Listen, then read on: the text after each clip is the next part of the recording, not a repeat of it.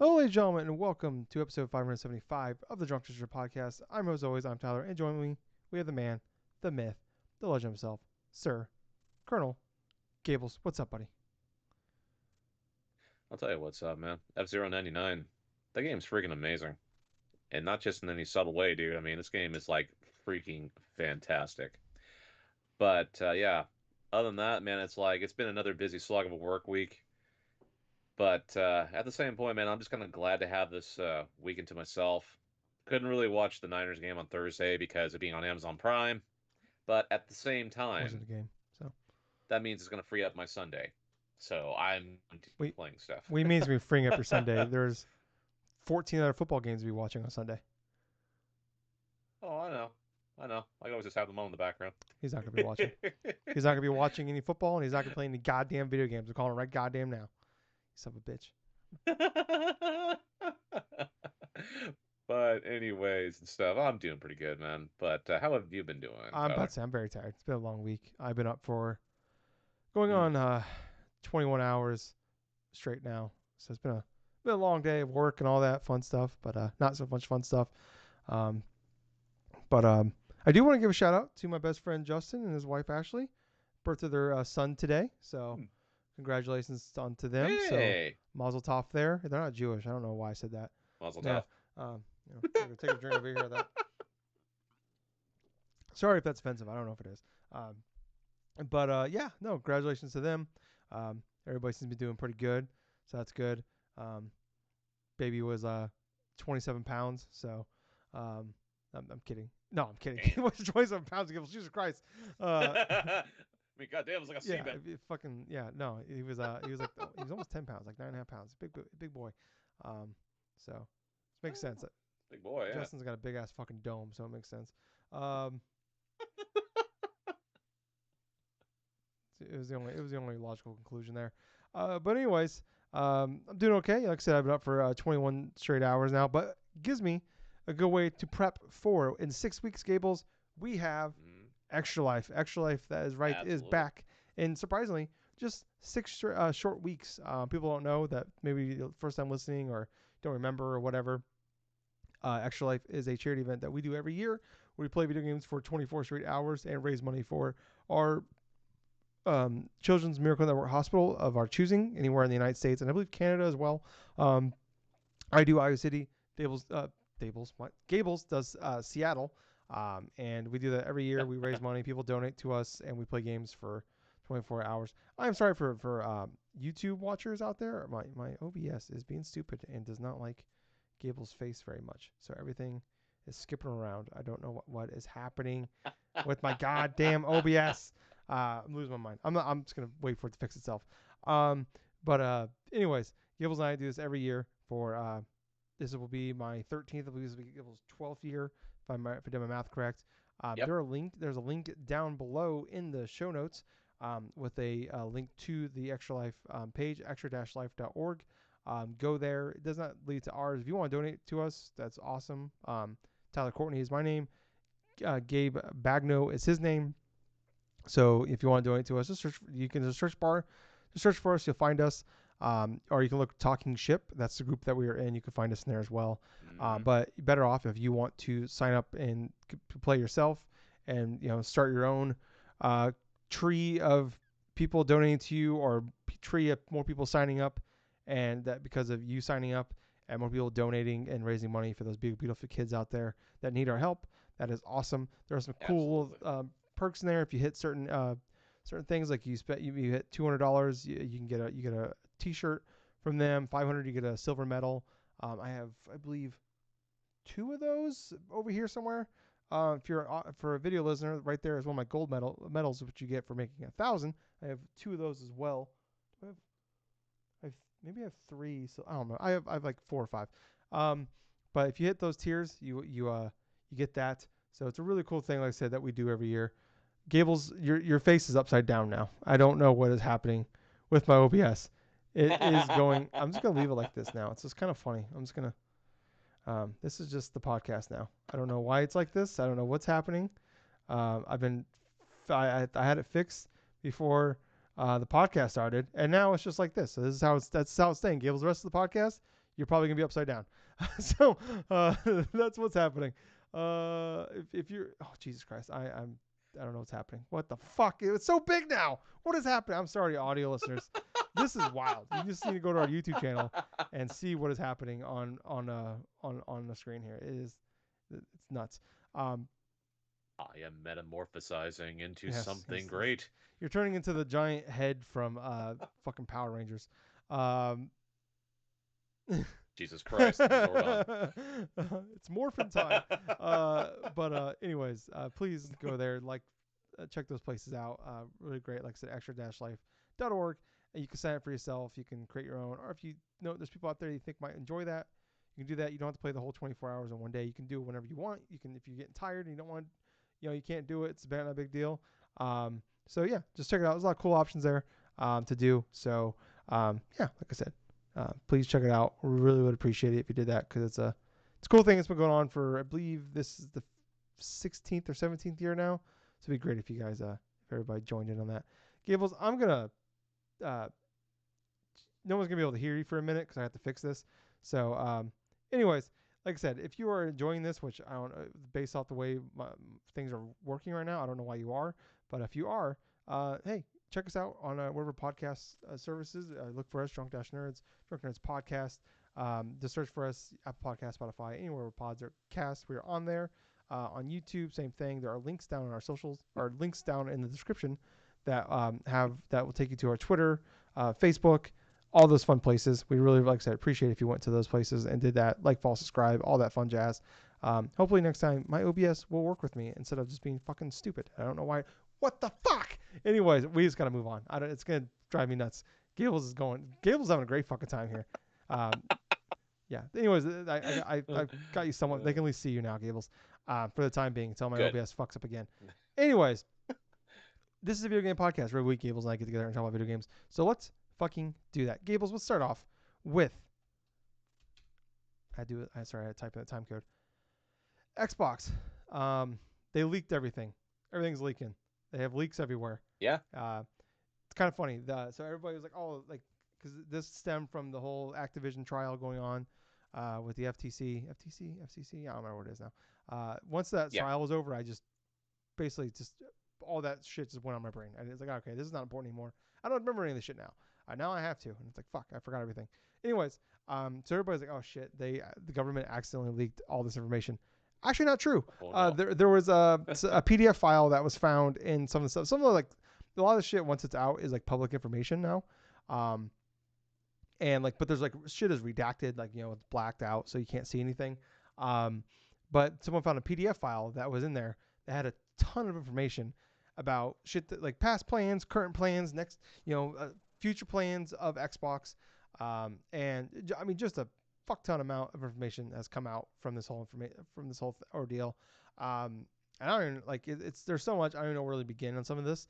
But one of the big things, the first thing that's come out of it, is that there was a email between some people on the Microsoft staff asking about. So basically, this is in 2020, where they were looking into, like, this is when they ultimately ended up buying, like, this set up them buying ZeniMax, Bethesda, and then also led to them eventually buying Activision, stuff like that. And they were looking at, and they bought all this during that part when they're buying all these studios up, stuff like that.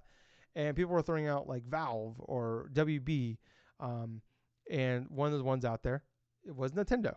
And he sent there's a whole email about it, and part of it, he said, getting Nintendo would be a career moment. For them, he said the Japanese games giant would become more open to acquisition offers in the future due to changing pressures on its board of directors.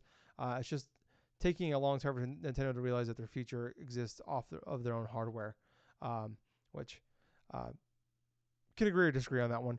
But like I said, there are also, like, conversations about Valve and Warner Bros. Ultimately, I get it. It's fun. Like, there's, like, all of the clickbait headlines. I've seen all the YouTube clickbait shit where it's like the overreacting face on the thumbnail with Nintendo, Microsoft traded by Nintendo, shit like that. I get it.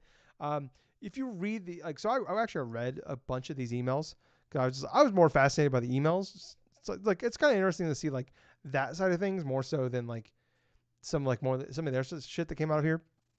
And when you read the email, it was basically somebody, like, throwing the Nintendo out there as an option, and then him basically saying like this whole long like multiple paragraph email about why they couldn't buy Nintendo. Like one of the points he brought up is like he said unfortunately for Microsoft, they have a ton of cash on hand, so they're not like in any danger.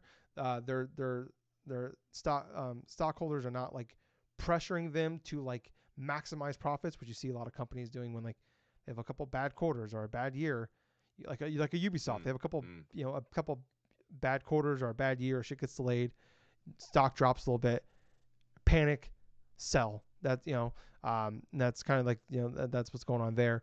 And so I look at like it's fun to like go crazy with speculation and like talk about it, but it's like when you read the actual email, you get the context of what's happening here. It's somebody recommending this, and it even has like at the end a like smiley face emoji at the end, so it's very much like a lot of it felt very tongue in cheek and like here's a list of reasons why we can't buy Nintendo, but it would be great, obviously, to do that because obviously it'd be awesome to own Nintendo. Who wouldn't want to own Nintendo? I would love to own Nintendo. At this Like point, who the yeah. fuck wouldn't at any point? Maybe like 2010 to like 2017 you wouldn't want to maybe as so much, but at any point I don't know why you wouldn't. I guess you have a bunch of IPs, but I don't know. Obviously huge at the end. Obviously we know the story from like in like 2000 when they tried to buy Nintendo and then Nintendo laughed at them in the meeting and walked out. But I don't know what was kind of your overall like reactions, Gables, when you saw this. Okay, for that one and specifics and stuff like that, I mean, kind of surprised in terms of that, but at the same point, it's like it. You were right in terms of the interpretation of it kind of being like overblown and stuff like that, like Microsoft having like interest in buying Nintendo. I mean, granted, yes, what Phil Spencer had already stated is true too. Where it's like Nintendo is sitting on money unless like they have a colossal catastrophe that happens with their next system. They are not anywhere near wanting to go forth and sell anything in terms of, maybe selling off assets or being looked into, kind of like how Activision Blizzard is or was like losing money for quite a while in terms of that before they eventually agreed to like this deal and stuff with Well, Microsoft to have Microsoft buy that them sorry to cut out you off pretty on that one. much. This kind of goes to my point where like Microsoft or Activision is still making a fuck ton of money.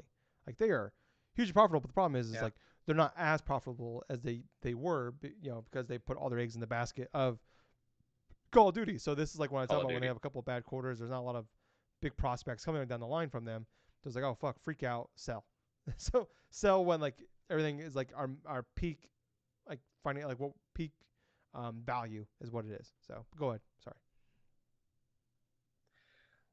Well, what I will say is like I wouldn't hold it past Microsoft trying maybe eventually in the future, maybe like a slow burn sort of S type of thing. I mean, they've already got a good close relationship with Nintendo Oh at yeah. this moment in time through deals for having games on their systems, and also with like the rareware games, like say heck with Banjo Kazooie, with double O 007 and stuff being on Switch Online, and even with like some of Microsoft's games like Ori, both Ori games being on the eShop as well. It's like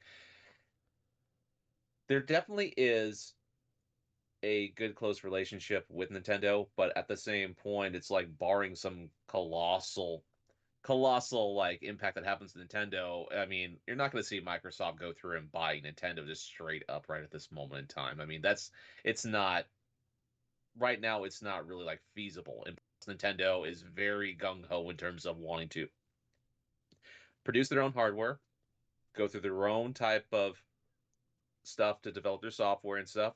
Basically, Nintendo Yeah. marches by the beat of their own drum. They're not going to go and just readily just sell out stuff. So I think there's a lot of people that have overreacted to that in specifics of what Phil Spencer did say. However, yeah, it's Yeah. hell. Who the I'd fuck? like to own a Nintendo. Yeah. Yeah. Like I would. Yeah. I'd love to buy. I'd love to own a fucking piece of Apple. You know. Like yeah. I think like some of these emails, some of this information we're seeing is like I'm sure like a lot of these conversations happen at like most, if not all, big companies, but Yep. 99% of the shit we just never hear about because it's just like shit that's brought up in an email or a boardroom, and then it's just like a conversation that's had once and never happens again. And it's like, fortunately for us, we get to see this. Unfortunately for them, we get to see this. Um, some other another thing part of the email here that kind of came out is like I gotta say this honestly is like maybe I come off as a little bit of Uncle Phil Spencer Homer here, and I probably am maybe a little bit of a fanboy for him. I'm wearing a Phil Spencer T-shirt right now, by the way. But um, anyways, uh, I honestly like reading. I've read a lot of his emails, and it's like I also like honestly have like garnered a lot more respect for him because like I'm sure like I don't think most people that run these companies are idiots, but sometimes when you hear them, they just sound like idiots. And I always respected the fact that like I respect the leader that will come out and will take the bullet for when shit goes badly. And I've talked about multiple times where like he just was on he did that kind of funny podcast the day after the Redfall reviews came out, and just it was 90 minutes of him Oh, yeah, taking bullets, even while people apologizing. like the people interviewing him were like trying to butter him up a little bit. He's like, I don't want to hear that shit. Like I fucked up basically, and he did the fucking Animal Crossing talk show the day after they announced Halo got delayed a whole year. It's like I respect him, and then going Yep. out and like taking the bullet, like taking that. And there was even there was at one point there was a private email that came out, and it was him about like this was like before they were going to announce the delay of Starfield and Redfall to the next year coming out. This was come out at the end of 2020, 2021, and then Yeah. this is before like this like at that point can be delayed to early 2022, or 2023 rather. Right. Sorry. Um, and he sent an email about how that means we're gonna have he's like we just had this finally had a great stretch where we had Psychonauts 2, there's another game, and then like Forza Horizon 5, like on Halo, all that came out in like this 4 month stretch, and and it's like we finally had this great run, and it's like and now we're gonna go 16 months with in between major first party stuff like games coming out. And he said this like whole long email about how what we need to learn about this, and like what can we do to fix this? What can we do? Like, where did we go wrong? It was a lot of like where can we? This is like him talking to his like top leadership. It's like it's like there's a lot of we's in there. Like, what can we do? What can and like not blaming anybody. And this is a private email. I don't know. Like maybe I'm a sucker for that shit, but it's like you see so many times coming out like a lot of these leaders come out and like cast blame or blame other shit that's not really actually what it is, or it's like a very small amount of what to do with it. It's like, no, we fucked up. We're gonna Right. take the bullet on this. I don't know. I just respect when they do that, even though they should, and ultimately it is their fault. It's just nice when they actually take blame for it. Anyways, another email that came out about this was about AAA games and like kind of like the issue that we're seeing here, and kind of like saying that like basically what he said was like game publishers kind of lost their mojo. And he said AAA publishers were slow to react to the distribution of digital storefronts like Steam, Xbox, and PlayStation. He said he wrote that third-party publishers were unable to replicate the dominance they established, back in the day of like brick and mortar stores.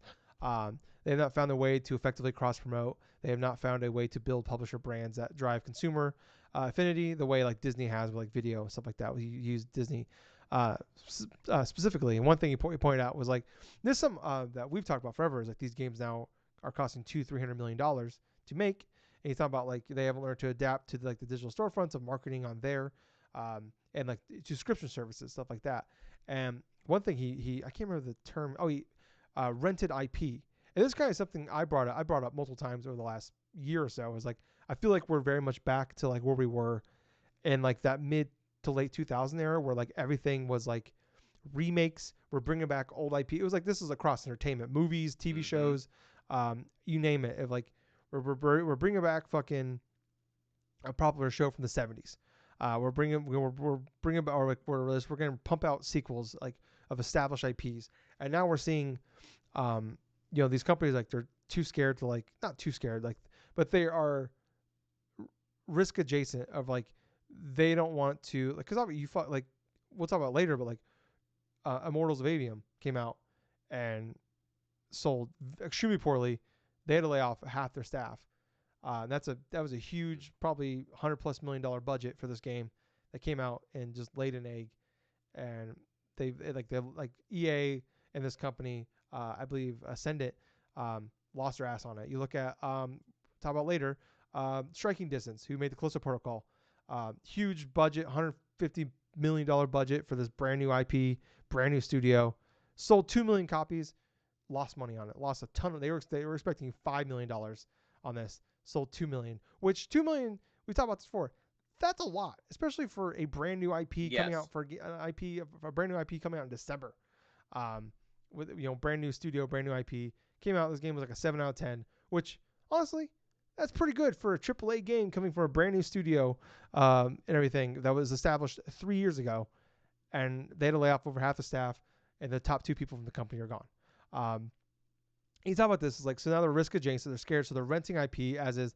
They're like kind of like Spider-Man with Microsoft or Microsoft PlayStation, or we're seeing Marvel's Avengers, we're seeing Star Wars with EA and shit, like instead of or like with Black Panther, stuff like that, like or the Batman game, shit, like instead of creating new IP, creating new franchises, putting a ton of money into these, they are instead going all in on brands and IPs that we know about. We're seeing like Embracer has basically already openly said they are going to pump out Lord of the Rings content because they're just whoring it out to everybody to just get as much shit out there to make as much money as they can. And that's what's happening. It's like, I've been saying it for a while now. And it's kind of crazy to see like, that's the way I felt. It's the way like it looks like it's going. It's like, it's kind of crazy to see like, that actually, Phil Spencer saying that and like, holy shit, like this is actually what's happening. I don't know. Anyway, I've been rambling for a while, Gables. Kind of what's your thoughts and opinions on like shit like this? Oh, well, when it comes to the whole aspect of them losing money in terms of like they're not producing like the content throughout that span, I mean, yeah, that's just the thing about it, It's like when it comes to game development in general and stuff, it's getting more and more expensive to not only just produce games, but also in terms of the risk of creativity over what's already familiar with the audience and stuff, playing into roles and stuff. Like, yeah, the Avium game was a good comparison because that's a new IP. It made close to what, $2 million or something like No, that that? was Callisto Protocol. It sold 2 million copies. Callisto Yeah. Protocol. Okay, Mortal so Aliens maybe that sold a Avium couple hundred game, thousand. maybe 100, yeah, like you said, a couple 100,000, laid a goose egg pretty much. That studio is done. But it just shows you how difficult it is for things to be sustainable because right at this moment in time, a lot of the game development stuff is not sustainable in terms of the amount of money they're putting into these big budget games and getting a lot of these minimal returns, especially when it comes to experimental with the new IP stuff. Like, yeah, you brought up Avian, you brought up Callisto Protocol. I could also bring out another game that releases here for Spoken because I think that development studio was They were closed they down were as well they were well. merged into another Merged. studio and within Square Enix. Right. Yeah. Right, but at the same point, something ended up happening because the sales did not meet the expectations of what that game was hoping to make in terms of that and also its DLC Yeah. content. But yeah, for at this time, renting content, like renting licenses, like what you said before, not just Spider-Man, but yeah, like Star other types of Wars. IP and Yeah. stuff to, yeah, Star Wars is to help establish not just more brand recognition from the general public, but trying to get that quick money in regards to, okay, let's just pump out this type of series.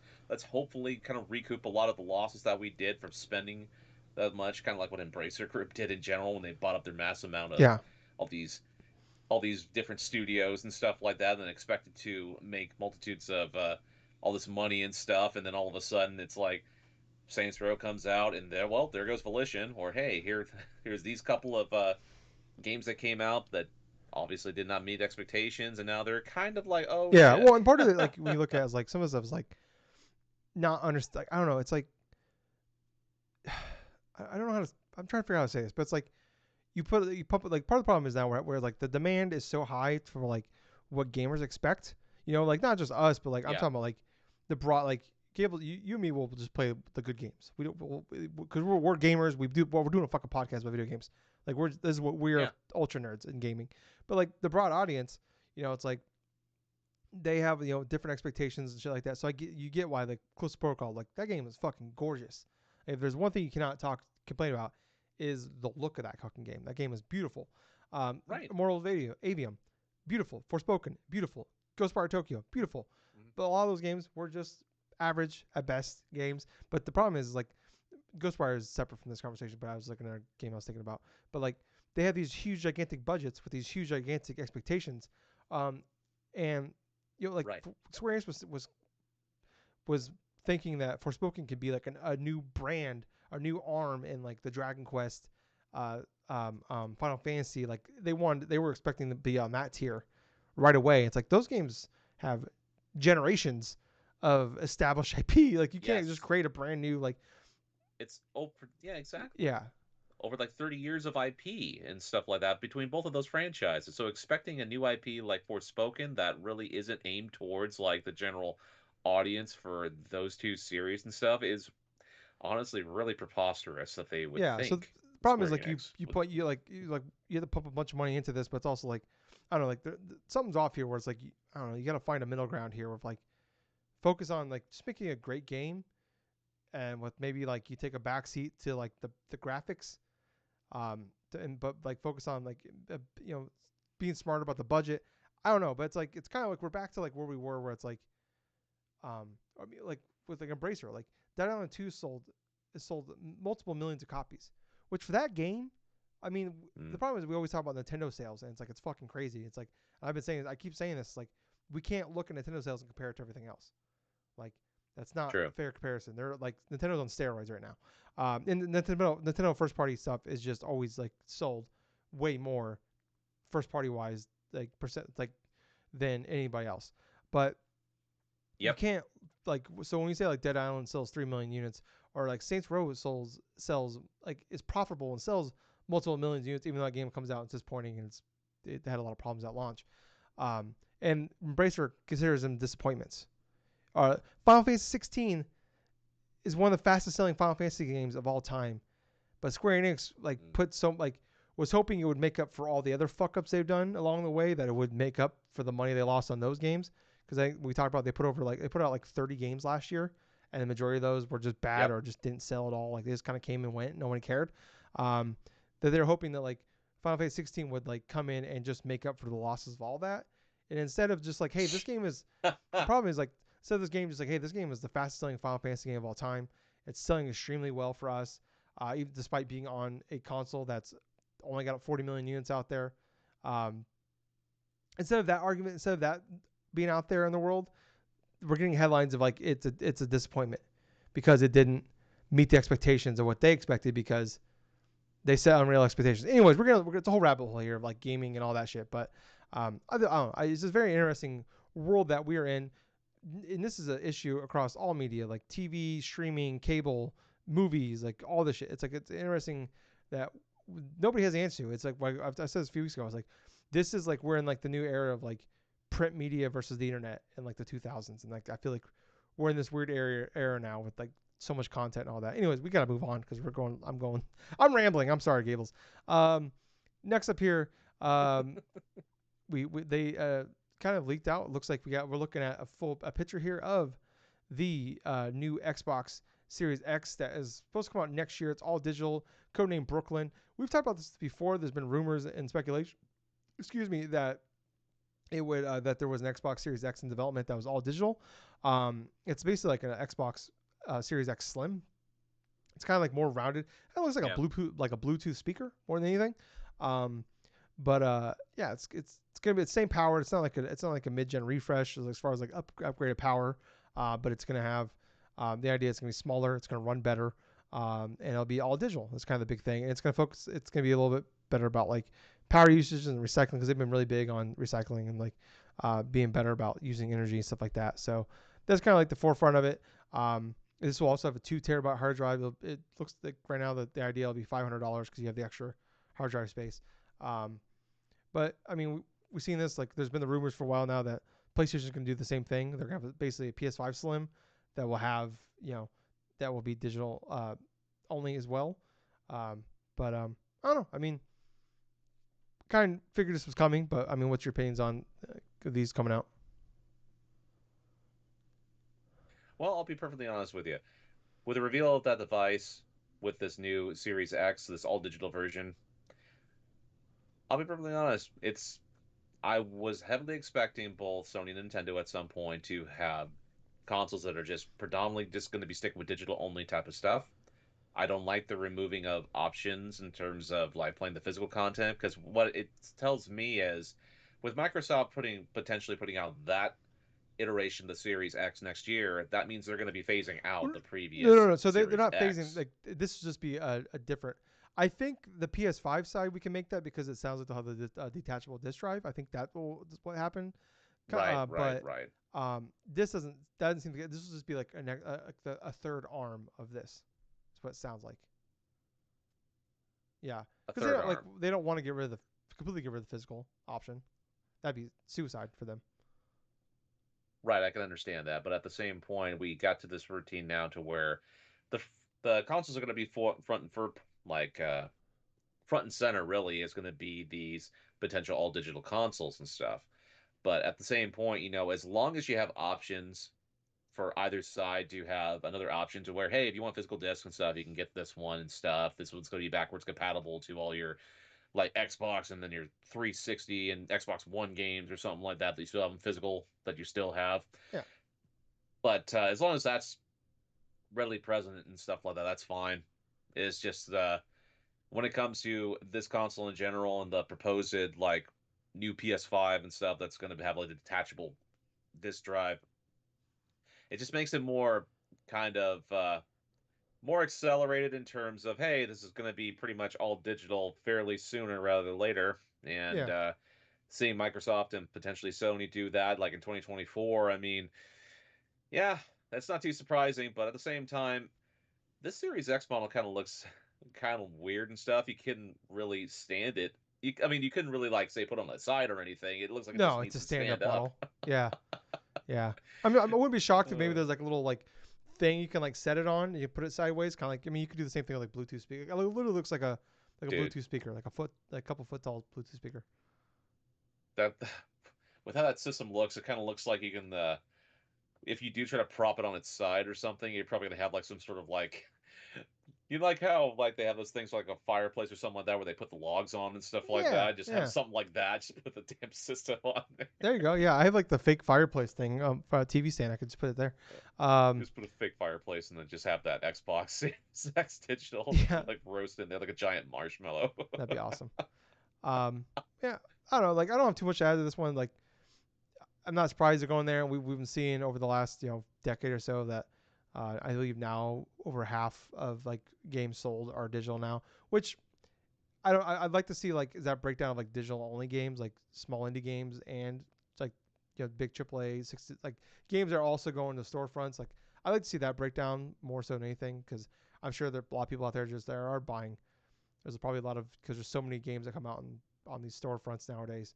They're like smaller games, stuff like that, digital only. Right. That that probably skews the average. So I like to see that. Like how many people are buying Call of Duty digital to physical and Madden and Spider Man and Starfield, shit like that. I'd like to see that, like the breakdown of that. But But this this at the go ahead. same time, man, it's like I just want to say this one last blurb here before you go forth and continue on here, where it's like I'm fine if you have both a physical and digital options for stuff, for games, for games, for systems and stuff like that. But at the end of the day, you're looking at more of a consolidation in terms of if you do go like with all digital stuff because slower as fast as it's going actually right at this moment in time, it just feels like more choice is kind of being taken away for gamers in terms of like say choice and more control putting upon the companies in terms of digital storefront stuff.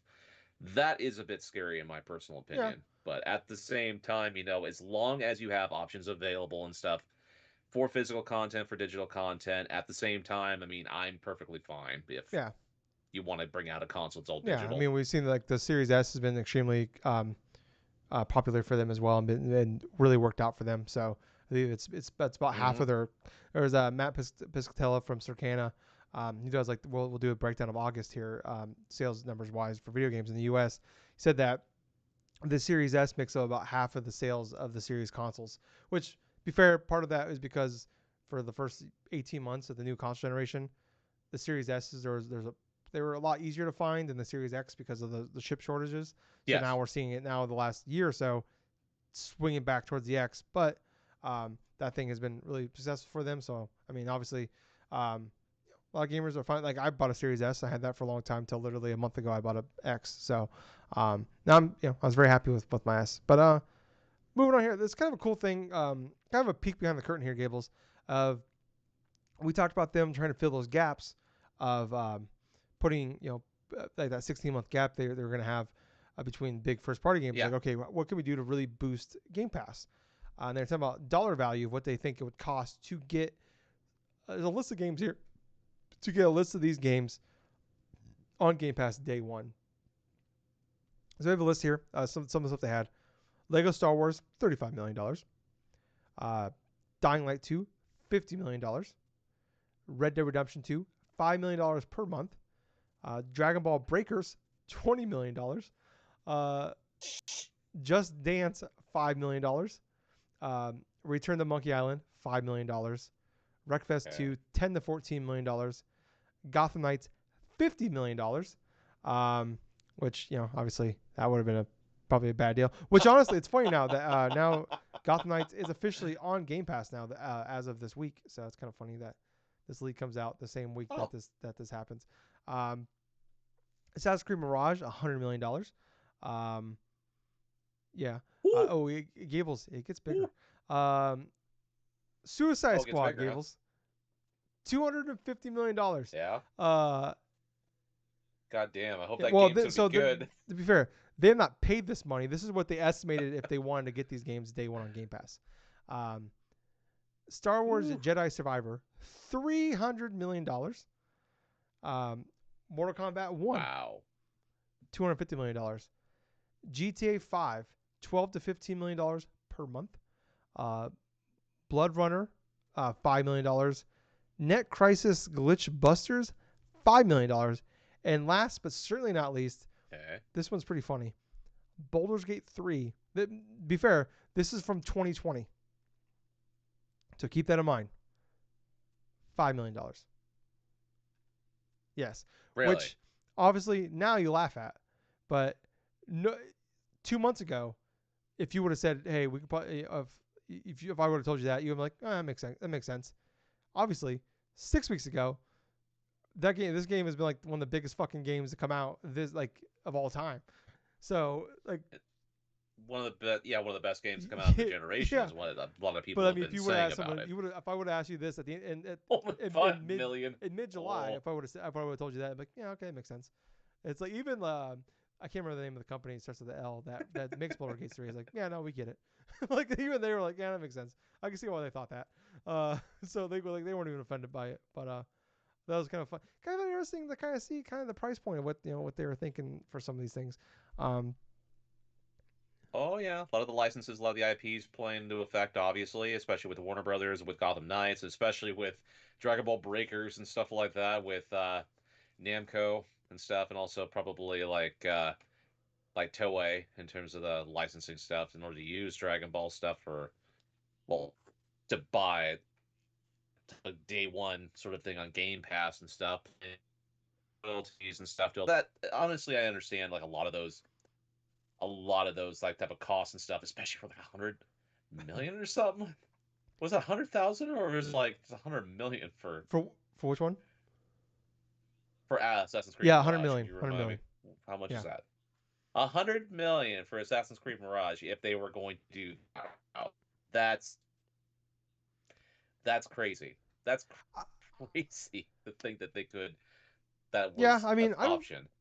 I don't know. I mean, it's just kind of crazy. I mean, it's hard. You look at the rest of the games on that list. You look at like Jedi Survivor being 300 and Suicide Squad being 250. It's like I can see where they thought 100 would suffice for them. I don't know. We have no idea if they talked to them and like this is kind of what estimated value, or if this is just what they thought.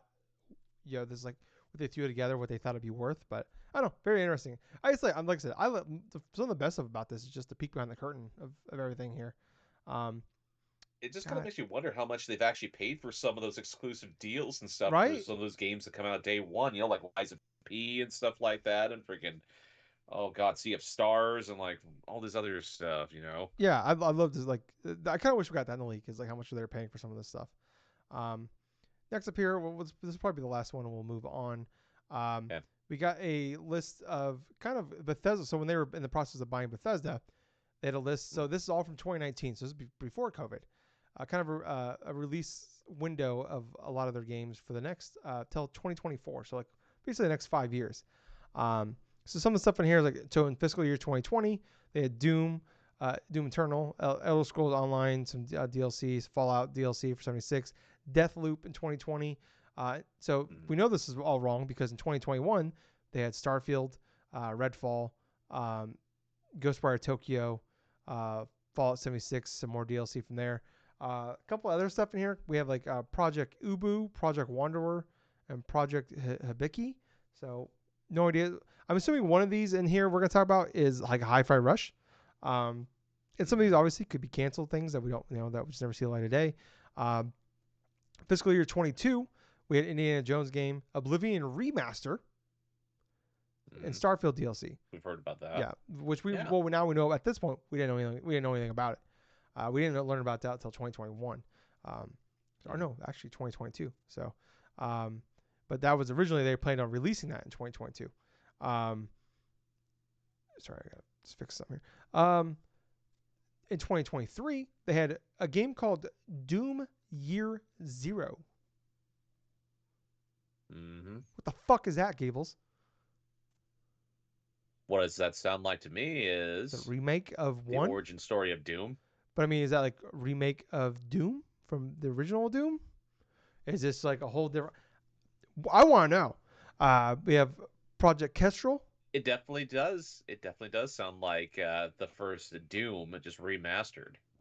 Well, I think a remake because they've already ported over the original ones. Maybe, or because like I said, it's a brand new fucking thing. Project Platinum. And then fiscal year 24. So we obviously know this isn't going to happen. Elder Scrolls 6. A licensed IP game. Ghostwire Tokyo sequel, which obviously I think at this point, like, this was, a couple years before Ghostwire Tokyo, the first one even came out. So who knows if that's happening. Dishonored 3. So, hey, that's pretty big. And then some more deals. Go ahead. No, I'm just saying. Oh, okay. You can go ahead. Oh, okay. But I mean, I think the big ones out here: Dishonored 3, Doom Year Zero, Fallout 3 Remaster, and Oblivion Remaster.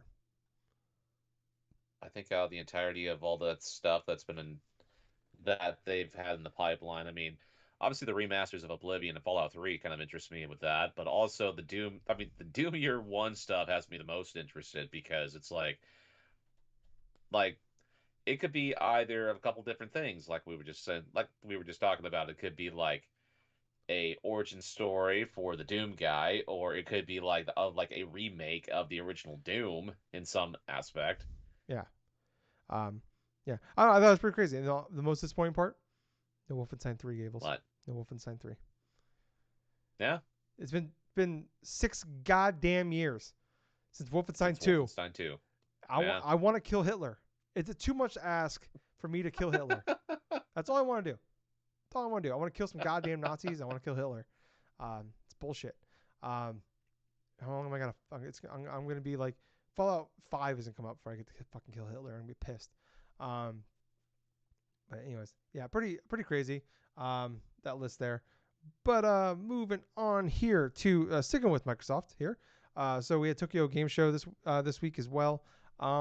Not a whole lot of information. Not a lot of big stuff came out. We got some like more details like Final Fantasy VII Rebirth, stuff like that. Got some more details like some cool like little like have like some like piano mini game, stuff like that. Kind of cool information. But kind of I don't know, the more interesting thing to me was the Xbox here. Well, obviously we see them like trying harder and harder to kind of get into that Japan market. Yes. So they started off here. They had like a 40-minute presentation that was like middle of the night here for us. But started off here, they had a game called Hotel Barcelona, which is a Suda 51 in Swiri. Yep. Swiri. I think so, like Swori or Swiri. What? I don't know. Anyways, a game from them. It came from them is like a 2D action game. Or yeah, 2.5D is what they actually say. Action game. It looks like a roguelike. But I don't know, definitely you see the Suda 51 influence in this game. This is coming in 2024. I don't know, did you see the trailer of this one, Gables? I did see a little bit of the trailer of this game, though. I'll be perfectly honest with you. Looks all right. but at the same time, it's like I need to see more of this game because even though they did go through the tease, Suda 51 did a little tease and stuff like that for this game, I'm kind of curious to see more of how this action's going to evolve past of like just a simple roguelike inspired game. Yeah, yeah. Yeah, those games are a dime a dozen. So, but I mean, he's got an audience. Mm. He's got a style people love. So let's just see. I wouldn't be shocked if that game comes out and does pretty well. But next up here, we're kind of seeing the continuation of Square Enix and Microsoft working together, with them announcing that Octopath Traveler 2 is coming to Xbox next year. So early 2024. Obviously it's already out and everything. No idea if it's going to be coming the Game Pass sort of way. They didn't say that. I assume they would say that if that was the case. At least day one. But like I said, they did announce it's coming early 2024. Which, hey, we're getting somewhere here. We're finally starting to add some Square Enix games to the Xbox. So I won't be shocked before too long before we start seeing games coming day and date with Xbox as well. Mm. So some other stuff here like Forza Motorsports is getting they show up a new track and like a Toyota car that's going to be in the game. Some details about Fallout 76 is getting a Atlantic City update. That's coming. Elder Scrolls Online is coming to Japan. Another big thing here, Phoenix Wright, the Ace Attorney trilogy is coming to Game Pass day one, and that is coming September 26th. That's good. So next week, that's coming to Game Pass day one. On Yep. Tuesday. So yeah, so that the whole first trilogy will be coming on there. And instead, if you play it on mobile, you can actually with Game Pass on mobile, you can use touch controls on there. So that's kind of cool. And then they also said the Apollo Justice Ace Attorney trilogy that's coming out January 25th next year will also be coming to Xbox as well on day one. They did not say Game Pass as far as I'm aware on that though, but it's pretty cool that they got the whole original trilogy coming to Game Pass. That's awesome, and then also having the access with the playing it via the cloud on your mobile phone if that's what you're into. They're gonna say something. Sorry, Gables. Yeah, Tyler, dude. I actually was going to say a little bit of things. I mean, Tyler, now's the time. I think you should give one of those Phoenix No, I Wright played the games a first one try. back in the day on DS when it first came out. I just wasn't Yeah, for me. Not my jam. I don't think it's a bad game. It's just not for me. but yeah,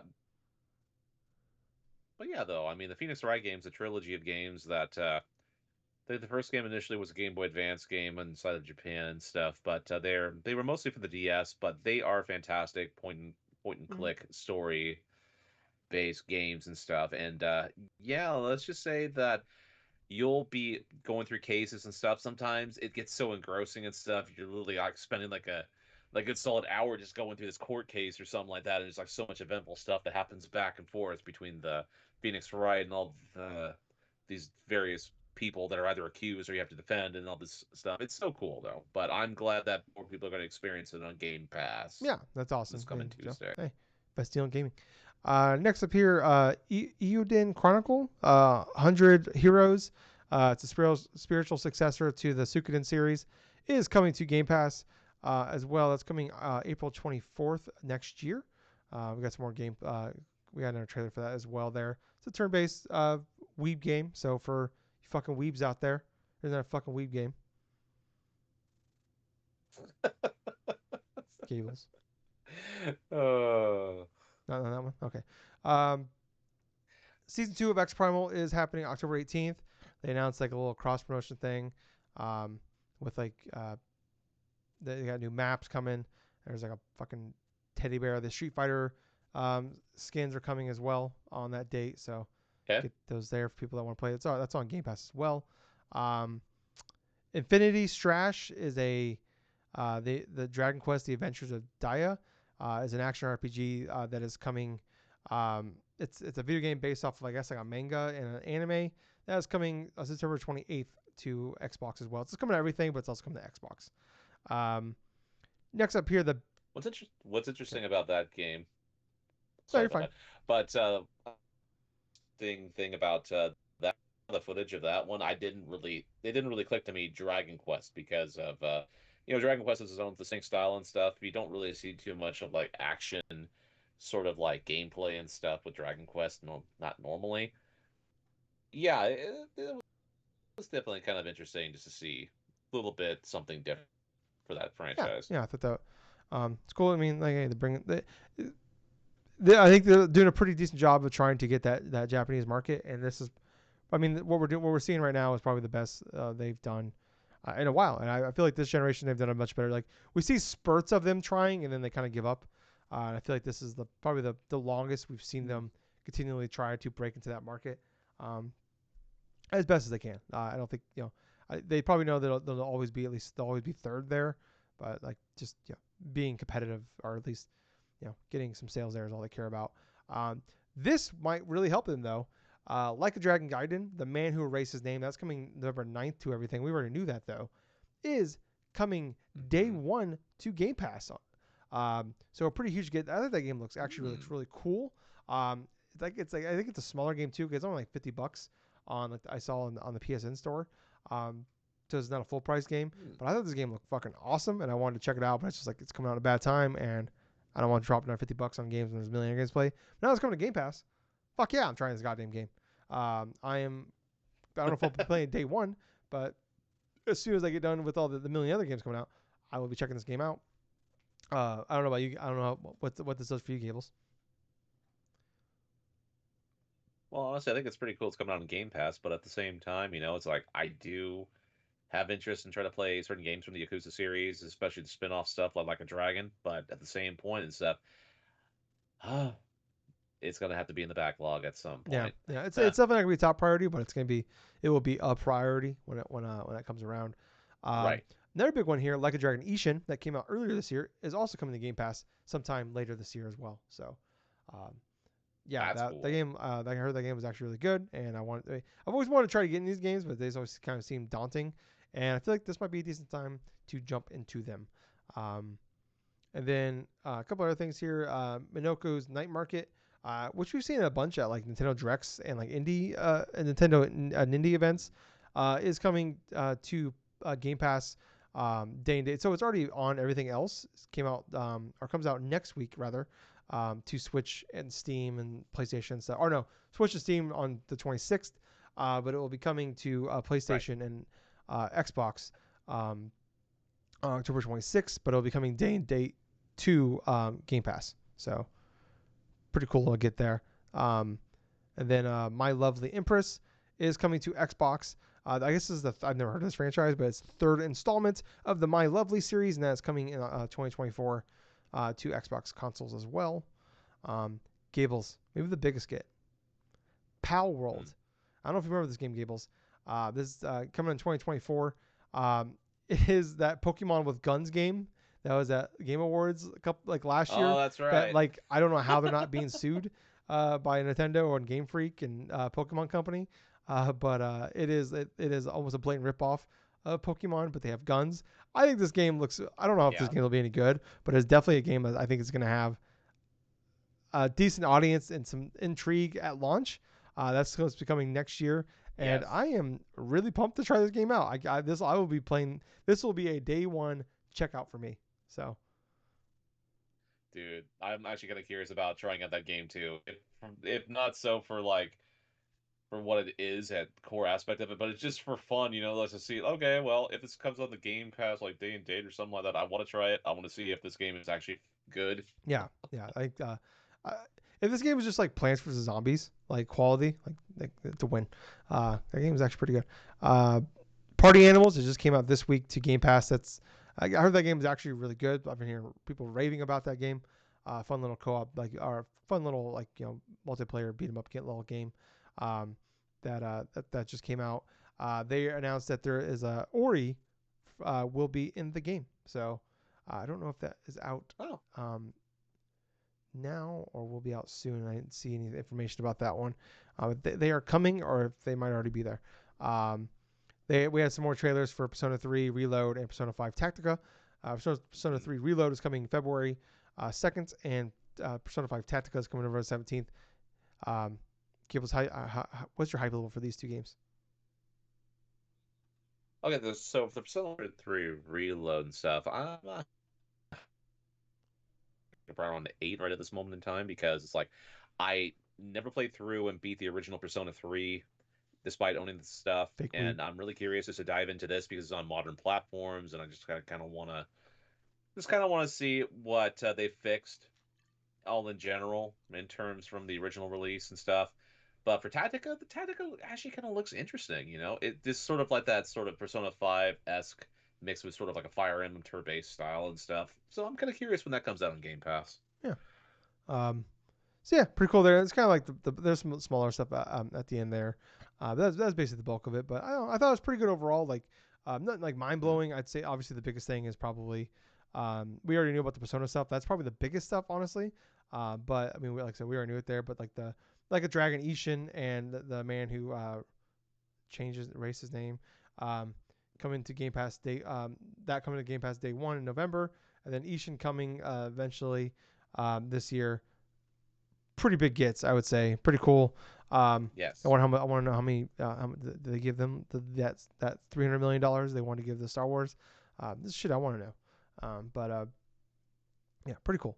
Um, we're gonna kick the August sales numbers the next week, Gables. Okay. Let's get into some of the other news this week. Um, we have Nate the Hate, who's a pretty good leaker of like especially Nintendo news and stuff like that. He is saying that he's hearing something about the next Nintendo console, something about November, or sorry, something about March. He said he doesn't know if that's like the launch of it or maybe when we officially hear about it, but something in March is planned to happen for the Switch 2 or whatever we want to call it, Super Switch, Mm. the next Switches. I don't know. So obviously we know the first Switch came out in March of 2017. I would personally love it if they came out in March because that would like help a lot with like if you come on the holidays, you're gonna be fighting all the people want to buy it for Christmas gifts, and fighting people that want to buy the thing because they want the thing, and then also people trying to buy it so they can sell it for 5 times the value. Um, so putting out in March, and then it's like the hardcore people and the scalpers are fighting for it, and then maybe you get those people out of the way, and then by the time Christmas rolls around, you get people that want to buy for Christmas presents. That would be my dream, like it make probably in like maybe at the point you can get like you can sort out the how many units are out there at launch, I don't or how many units will be out there, but that I think it'd be great. They put it out in March. I don't see it happening because we know Luigi Mansion 2 is coming to Switch 1 in the summer, so I don't believe, and we already know like but the Princess Peach game is coming out in March as well. So I don't believe that's happening. But yeah, that as far as coming out in March. But I think I would not be shocked if we officially see it, hear about it, whatever in March. What my thoughts are, thinking about it, is I feel like that this is going to be more in tune of an announcement of the system itself, more so than it is of an actual release inside of March. The reason why I kind of feel that way is because even though Nintendo is winding down of a lot of their first party releases on the system itself, from that stint on from the rest of this year and stuff going into the beginning of next year and stuff, they do have a couple of games that they are releasing in that period. Obviously, that Princess Peach game is one of them inside of March, but if they're announcing Switch 2 inside of March, inside of that month and stuff, I mean, I could see it to where they'll announce it and then like 3 months later or something like that, like maybe in either in June or like late May or something like that, being of a launch of the system Mm. itself. Because at this point, they're trying to. What I kind of feel like they're going to try to do is try to launch it inside of a window to where not only is going to be a cushion before summer, but it's also going to be inside of that realm to where if people want to buy it during the holiday or something like that, I mean, that type of cushion from June to December, that 6 month period, I feel like that's probably the most I at this point to where that Nintendo would feel comfortable going through like with sales and stuff. But in terms of announcing the system, I feel like if say Nate the Hate, that's kind of like closer in terms of hearing a lot of these different types of rumors or supposed like guidelines from like his sources from like say Nintendo or whatever the heck. It just feels like more to me personally that if you're going to be announcing a new console and stuff towards the end of this year, probably not, because they're already going through and doing a lot of different things at once here. I mean, they got Mario RPG, they got Super Mario Wonder, they got potential like potential maybe discounts for the Switch systems themselves during the Yeah, holiday, maybe. But with that out of the way and stuff, if they have a January direct or if they have like, that's something I actually didn't think about. Because if there's the other possibility to where if they do have like a January direct and they do announce that system, yeah, and then that one releases similar to what the original Switch was in March, that would make yeah. sense as Now it's in well. January, they put it out in March. Yeah, that's what Right, they did with the right. Switch One. So yeah, they can easily do that again. Right. Though I do admit that, yeah, that is a possibility as well. I kind of feel like that they probably would want to distance a little bit, not making it so much like the same launch as like the original Switch, to where, hey, you get the couple months, announce it there right before summer, have that 6 month period and stuff, eventually get into the holiday sales of that. That's a good chunk of change right there, obviously. Well, I mean, But we seen the same thing when yeah, like in 2020 when the Xbox and the PS5 came out. Like we really didn't see like the full like slate of games coming in like the console really until we saw the console in June for PS5, and then the mm-hmm, big like PlayStation showcase was in September, and then the console was out in November. So right, like and I don't know like. And if you announce it this year, we've talked about this a million times. You just kind of cannibalize yourself in Christmas. You wanted like now people are like, well, I'm not going to buy a Switch, you know, now I'll just wait until the Switch 2 comes out next year. So it's like obviously announcing it this year is not smart. And March right, makes sense because it's also at the end of the fiscal year, so you can like if you want to put it out. If I think they're going to put it out, they're either going to put it out in the Christmas time or they're going to put it out in March because you're going to get that late right before the fiscal year bump, huge bump in sales of like new consoles and new games, stuff like that. New right, new hardware, new consoles, or new controllers, shit like that. Um, or you can announce it in March and you get the big bump of like to your stock price going up because they're like, oh shit, next fiscal year we're getting a new console. So it kind of a win-win there. Like obviously like the sooner the better for I think for us. But as people like us, like we just want the goddamn thing. Um, yeah, that'd be great. And I don't have to fight with you know little Timmy's dad, in the middle of a Walmart parking lot over a Switch 2, and also fight a scalper at the same time. So my question in regards to the potential announcement or the launch of the next Nintendo system or something like that is like how well it's just this is kind of a hard question really. It's like I'm looking at the initial Nintendo Switch when that was announced and stuff, and how many months after that announcement did it come out So it was in revealed in terms of October with that little 3 minute trailer. We saw the Switch for the first time with the name. yes, And yes, then the end of January or like mid January, they did the full weird launch where they announced like arms, 1-2 Switch. We got the Mario mm-hmm, Odyssey name. We saw the final trailer for yes, uh, Breath of the Wild, and then they announced the date March 3rd. So that was less than 2 months out.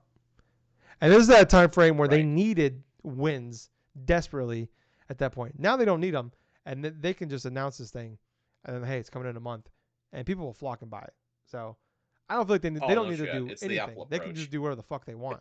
They can do an iPhone what Apple does with the iPhone. They announce it, they reveal it, and hey, it's out next week. Like they could probably do the same thing. They could do what the Sega Saturn Let's do did, the where it's same like, hey, it's thing. out in stores today. They wanted to, honestly. Uh, no, They won't do it. no, I'm they not saying couldn't do something they like that. won't, but they could. But yeah, yeah, I understand what you're saying and stuff. That would be Gables freaking almost had a hysterical if fucking that were aneurysm to when I brought happen. that up. But the thing, I'm like, no, you do not want to do that day and date. That would fuck over everybody involved. I think that'd be hilarious. Oh, oh my gosh. But yeah, that 3 month from introduction to what initially was going to go on for the release date, I mean, that would coincide with the rest, like, say, late this year, early next year. I mean, hey, when it does happen, it happens. But yeah, with Nintendo, you just don't really know. Yeah, I don't. Yeah, I don't think we'll know for a while. I think we'll have to wait and see. Um, let's move on though. We playing. Do you want to go first? You want me to go first? I want to hear what you've been playing. All right, there's a couple things. I did officially finish up Starfield Gables. Um, Took me Awesome. about 54 hours. I talked about last week a little bit where I finally like, all right, I gotta move on to some other. There's too much other shit coming out. I need to move on. Um, it's kind of crazy how fast you can get through the story mode if you just mainline it. I don't recommend obviously Oh, to play it that way, um, but it is crazy. but at the same time, if for those that want to go forth and do it, I mean, they can directly do that. Yeah, that's obviously an option. But like, it is a game. Like, if that's what you want to do, I'm not saying you shouldn't, but like, it is a game like you just kind of play it and you can easily get like any other like really great open world kind of style game, you know, just get lost in it and just like let things just go where you want to go.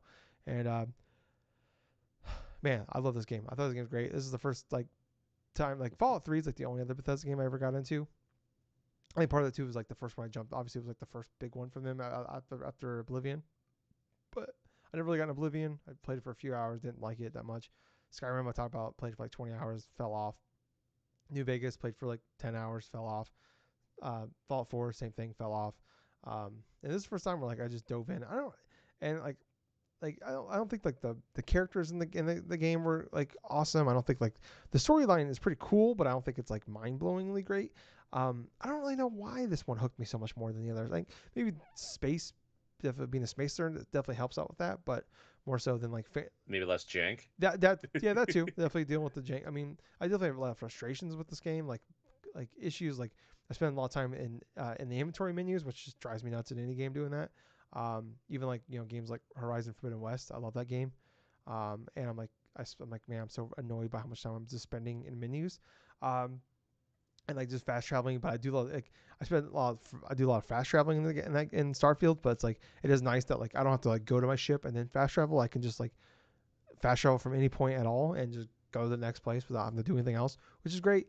Mm. Um, yeah, but I just had a great time wandering around. I really love the faction quests. I got really into those. Some of them like the side quests, like the Mantis quest was awesome.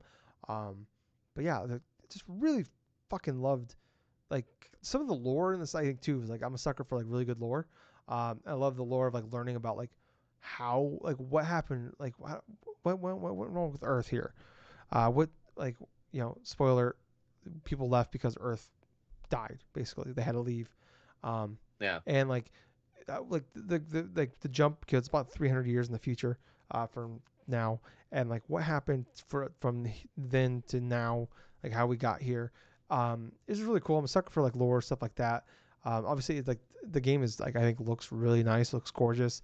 Like some of the planets you go on, um, yeah, just like you look up in the sky and just like see like a fucking planet or like I went on Earth or no, I went on the moon and I just watched the sunset one time and I sat there and just watched it. I didn't do it. I was just like for like 10 minutes. I just watched the sunset on the moon. I mean, this is fucking beautiful. Um, but there's so many like cool things like that. I didn't do a lot of time. Like I'm gonna go just explore random planets. Like that's something fun to me because like you hear like, oh, there's 1,000 planets, but like only like 100 of them actually have shit going on. Like I just kind of like my thing was like I went to like the main like there's obviously like towns that they built there like these are like the main crux of like where like some of the best stuff is, and then those might lead you Right. off to other planets to do stuff, but like I'm not gonna just go to a planet and just wander around. That's not like that what I'm into. So like, but there's like Akiva City, there's Neon, um, there's Jemison, and like there's a handful of other like main hub towns you can go to, and then like I just kind of like spent a lot of time at those places or like found like stumbled upon story missions or like not main story missions but side missions quests stuff like that and just kind of just like let things guide me to where like I'm like, oh, that's interesting, just go from there. And sometimes yeah you find a stinker or like that was kind of a waste of time, that didn't like do much for me, but it's kind of like it's just like I enjoyed the journey along the way. um but yeah, like going into that main story, finally jumping into that, um, I actually like really liked where I was going. There's a part in the middle. I'm like, I don't like without spoiling anything. It's hard to say without spoiling it, but I was like, oh, I don't like where this is going. But like as we progress past it, it's like, oh, actually, I really like where this is going. And like I do this every fucking time in these open world games, where as soon as I get to a part where it opens up, I just go fuck off for a long time and then I go do some story missions. I say this every single time. I'm not gonna do that next time. and then I do it the next time. Like I did the same thing with like Tears of the Kingdom, where like as soon as we got in land, I just fucked off for like 10 hours. And then like I did like the next mission, and I finally got the glider. I'm like, fuck, I wish I would just did this right away. I did the same thing in like Forbidden West, where the same thing I did. I fucked off for a long time. The very next mission got me the glider and a couple other like really key important items that would help me progress through the open world. And I did the same thing here, where like the first character after you've kind of like you finish up the quest you have to do before you can like go on like to the like explore the game. You get Sarah as a companion, and she's just kind of like a wet blanket of a character. Like she's just like this goody two shoe. I work for the Constellation, and I'm just here to do my job. And like she's just like a whatever character. But like I would recommend people, if you haven't played this game yet, do that, and then they give you like 3 more side missions or story missions, and you can knock those out in like an hour and a half, 2 hours. I would say do those because you introduce you to the rest of like the team of Constellation who you work with, and at that Right. point then you can like you have like 4 or 5 different companion characters that you can take with you. You can only take one at a time, and like the rest of them like Barrett, Andrasia, there's one other Sam, all of them way more interesting characters like at that point. And I wish I would have just like did that because like I did those. And then like I picked Andrasia to be my main homie at that point, and I only played like another like 10 hours after that. And I'm like, fuck man, like instead of me spending 40 hours with wet blanket Sarah over here, like I could have had like 50 hours with like Barrett or Andrasia or Sam, who are way more interesting characters with way more interesting backstories that I would love to explore. But I would recommend, that was my one regret, is like I just wish I would, like I said, I would have played like the first like 5 missions instead of like the first 2, and then fucked off. But like I said, I do this to myself every single time I play these games. But yeah, I blown away by it, love it. One of the best games of the year. Easily my favorite Bethesda game they've ever made. Next up here, Gables. I bought Mortal Kombat 1. Yep. Played that. I'm not a huge fighting game guy. People, if you've listened for a while, you know that. Gables is the fighting game guy of the group here. But I'm a huge fan of the NetherRealm games. I love the Injustice games more so than the Mortal Kombat games even. I'm not even like a huge DC fan, but I man, it's really good, Gables. It's really good. I mean, Mm, their games have always nice. been like their games are always great. The fighting and everything has been really great. But like, I'm someone that just likes to play like the story, and like that's kind of like I play the story, and then that's kind of done with them at that point. But I really like the stories. Like Injustice 1 and 2 stories are awesome. I thought Mortal Kombat 9, the reboot that we had on 360, was fucking great. I like 10. I'm more of a I know people 10 was definitely was like worse, like the storyline wise was not as good as 9. 9 was great. But like 10 started like 9 was more grounded. It was kind of like it was a requel of the first, like Hmm. kind of like it was a great reboot, but also like it carried the lore over from those games. But it was like a great way to jump in. Um, and 10 and 11 kind of built up on that, and I thought like 10 kind of went a little crazier. But it also introduced a lot of new characters in the game, which I like those characters. But I know a lot of people were upset because they were kind of like getting rid of you know popular characters from the game because they're like literally killing off Yeah. main characters from the franchise. Um, and then like 11, I liked 11, but I was just like, man, it's like this story is like jumped the shark somewhere along the way. But anyways, spoilers Mm. for 11 and the DLC Aftermath that came out, where like at the end of Aftermath, um, uh, Liu Kang basically becomes like a god, and he like basically reboots the timeline. Uh, is at the end of that, and like Mortal Kombat 1 is basically once again it's another requel. This where it's like he reboots the timeline, but now like Raiden and Liu Kang have switched places now. Like Liu Kang is like he is like a time he's like he is the god now. He plays the role of Raiden, and he's recruiting like Raiden, Mm. and Kong Lao, and but like also part of like he basically created this new timeline where he made Quan Chi and Shang Tsung are just like nobody losers. Like they're like just nothing. Like they're weak, like uh, yeah, just nothing people. And kind of like something happens where like this timeline he has created, um, like something going awry, and now like these people like now something's happening now, like where like basically the old timeline is kind of like what happened in the old timeline is like happening again, in this one, but like with these new characters, it's like it's setting up again with like it's kind of different. Like it's a retelling of the old story of like now Scorpion and Sub Okay. Zero are brothers, and they're friends now, and like they work together. Um, there's some characters that I know are in the game that I haven't seen yet, and I'm on chapter 10. Um, but like the Mm. idea of like Raiden just being this nobody, and like you're starting with nothing, and like Kong Lao doesn't even have like the fucking hat he throws, um, and just like bring it like I like too because it brings back a lot of old characters because like that was like, and they bring back a lot of characters like because like that really after 3 to really the till 9, that whole middle generation is like me and like I think a lot of people don't really. There's so many characters and so much story that happened in there that just nobody knows about.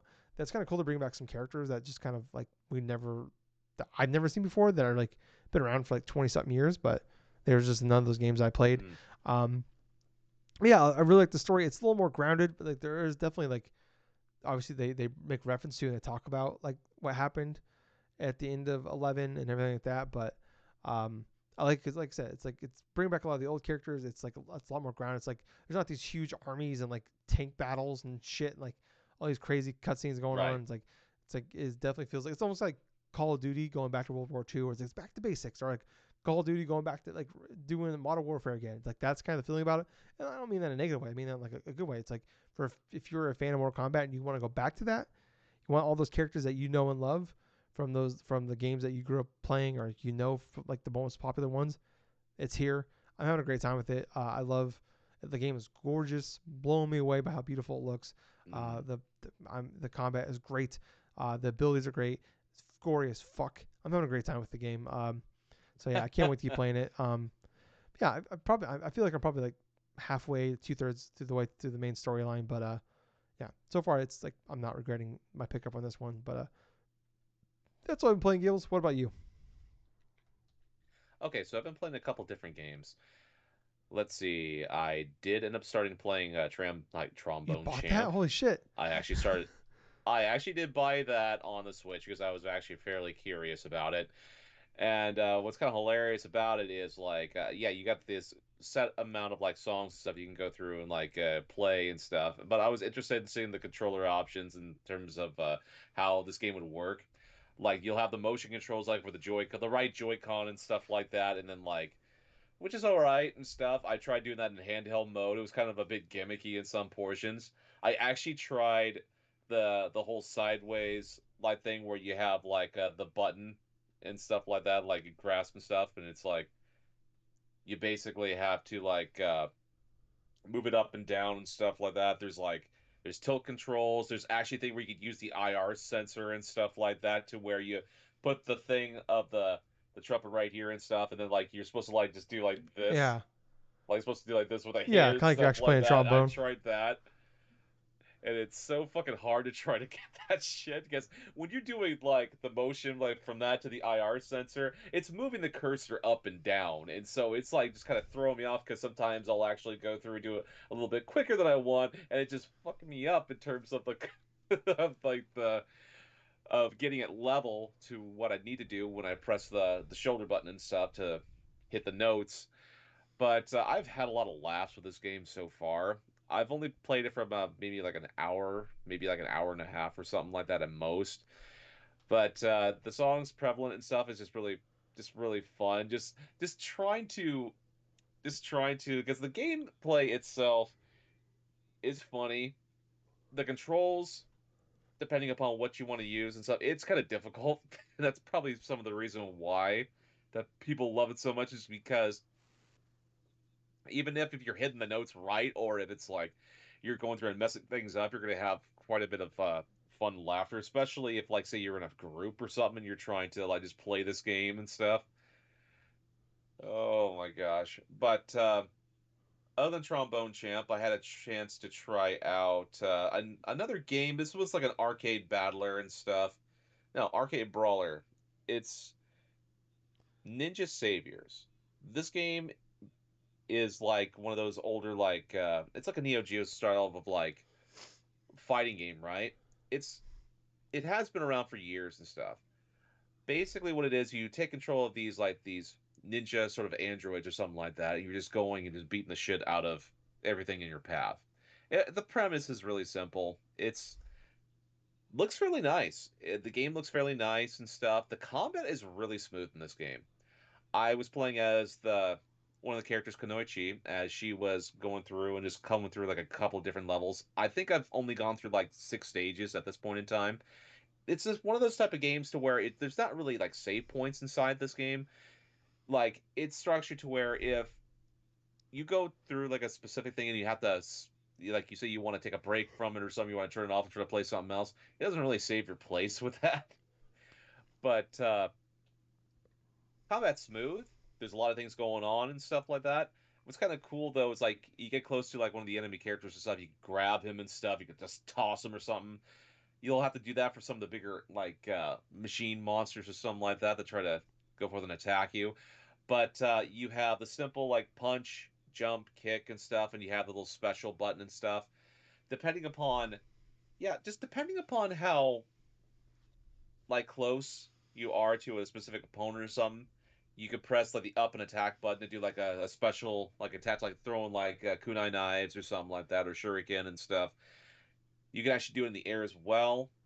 And what's kind of interesting is like how this character I was playing, how she was controlling and stuff, it felt more like a fighting game to where there were definitely hidden moves that I wasn't readily aware of that I ended up discovering by accident. And so the combat kind of feels a little bit more like in depth than what I'm initially used to for certain brawlers.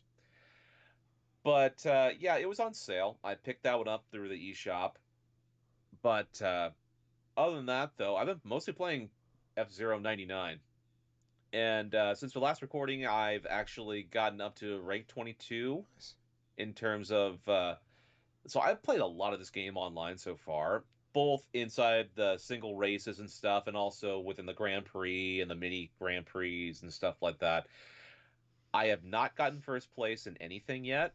The closest I've gotten for specific tracks were for Mute City, one, and like for Sand Ocean and stuff. I've gotten in second Oh wow. place out of 99 people. So I've definitely am starting to become more familiar in terms of the tracks, especially learning more intricate shortcuts for Mute City.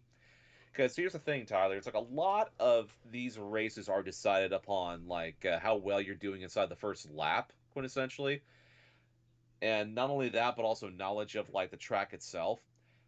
But yeah, finding little shortcuts here and there and stuff, and then trying to outdo a lot of the bullshit that occurs. That if let's say you're going through, you're doing steadily, try to turn into a corner, but sometimes you'll have a racer that's going to go and fire on the jets and stuff, and just boost you out of like certain things. All of a sudden, you just go careening towards the walls and all this other shit. But what makes this game so fun is there is so much replayability with how fun, like how exciting it can be when you're playing against multiple different people at the same time. Even like with the Grand Prix, it feels like an accomplishment when you're going. It feels like a ranked sort of mode, like for a fighting game, really, because it's like when you do these Grand Prix, you get a select cup, and then you have to race that specific cup's 5 tracks.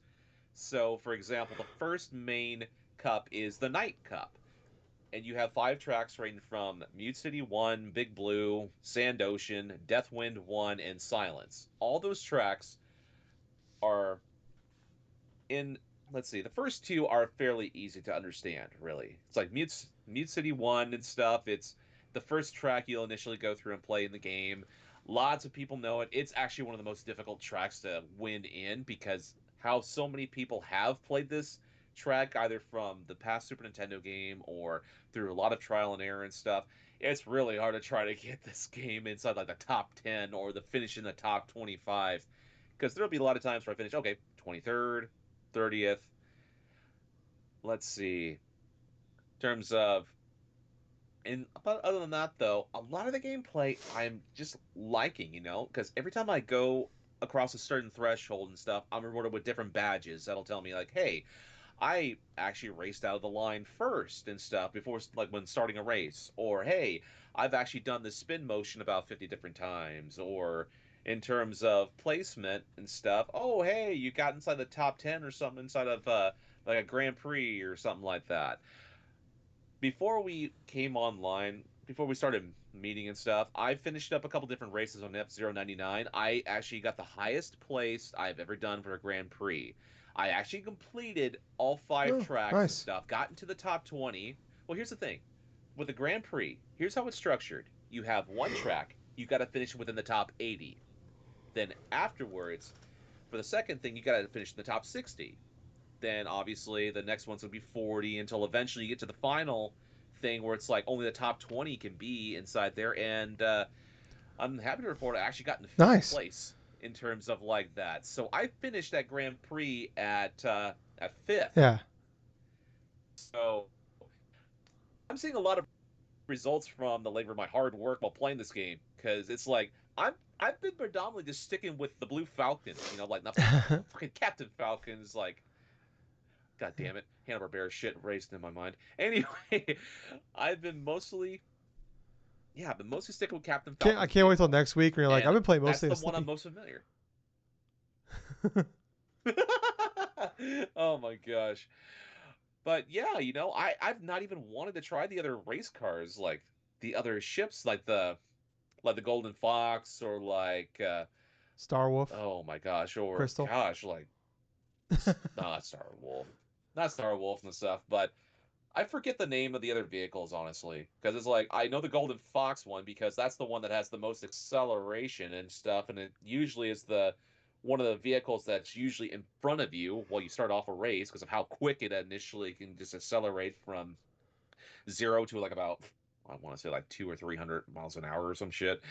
But you're going through these tracks fast. You're collecting all these orbs. You're knocking out different players and stuff, which is hilarious. Like whenever time I do a KO inside of any type of like freaking game or something, I always just do it by accident because it's like the game. The tracks go by so quick.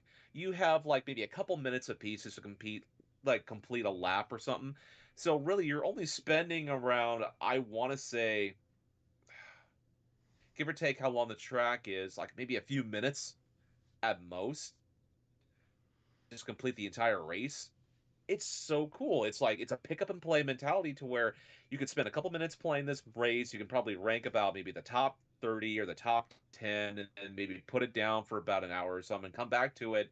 And okay, maybe you're going to get into second place or you're going to get into like I don't know, 25th or something because some asshole decided to ram you from behind and stuff and just careen you to the wall so that way you don't have to so that way you can mess up your momentum going through and you finish that way. It's like there's so much there is just so much chaos inside of this game, but at the same time it's so much more rewarding battling with finishing in a top 10 or a top 25 that makes this game worth wanting to play because this game was literally announced and stealth dropped the same day and stuff. You have so many people now that are playing this game pretty much to a top level to where there will be times if you're trying to do Grand Prix and you just get ranked out. I've actually had that happen to me a couple different times to where I wasn't keeping up fast enough and I was either ranked out or I crashed because of some stupid circumstance. Like I pressed the boost button one too many times because I wastes my health Mm. when I do that. But yeah, once you get the bar completely down and stuff, it'll actually just flash red on your vehicle or something like that. It's power down and stuff, and then one more hit, you're just dead. But I gotta say, man, it's been like nearly 3 or 4 hours of me playing F-Zero 99, and I gotta admit, this is one of the best games of the year, personally, because it's like it has that sort of one more game mentality. It's very fun to play. It's something retro to the point where I'm initially familiar with it, and many other gamers are familiar with it. And it's just a fucking ton of fun. Just get a whole party of people and just start playing that game and stuff and see who comes in first. Oh yeah, that's pretty much what I've been All playing right. this week. Well, I think that'll wrap it up for us this week, guys. Thank you guys so much for listening, watching. Wherever you're at, please, like I said, top show, like, follow, subscribe. Look down in the description down below. You see links to all of our services that we're on: Twitter, Facebook, at Podcast, Spotify, YouTube, whatever. Or you can just search for us in all those places. Anywhere podcasts are on, just search for us. You'll find us. Appreciate if you hit my mic. Appreciate it if you did all that for us. Um, And yeah, like I said, like, follow, subscribe, 5-star reviews, all that fun stuff. But I was host. I was Tyler. I've been Colonel Gables. So until next time, everyone, have some fun, enjoy life, and most importantly of all, thank you for listening to another fun-filled episode of the Drunk-Nerds Hey, Gables. Podcast. Too sweet. Yeah, too sweet, Bye, man. guys. See ya.